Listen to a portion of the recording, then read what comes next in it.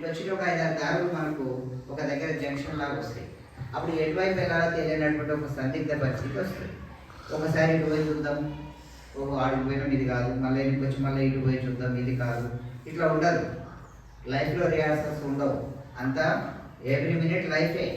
మనం ప్రాక్టికల్గా చేసి చూద్దాం, ఎంపీసీలో జాయిన్ అవుతా, అది అర్థం కాకపోతే మళ్ళీ ఇంటికి వస్తాం, మళ్ళీ బైపీసీ జాయిన్ అవుతా, అది లేకుంటే సిఈసీకి వెళ్తా, అట్లా ఉండదు. వన్స్ నువ్వు డిసిషన్ తీసుకున్నావంటే you have to continue in that area. కాబట్టి మరి మంచి మంచి సలహాలు ఇస్తున్నటువంటి ఉపాధ్యాయులు దానికి ధన్యవాదాలు తెలియజేస్తూ, మరి పీటీ సార్ కూడా మంచి నాలెడ్జ్ ఉంది, మంచి మంచి కాంపిటేటివ్ టెస్ట్లో రాసినటువంటి అనుభవం ఉంది.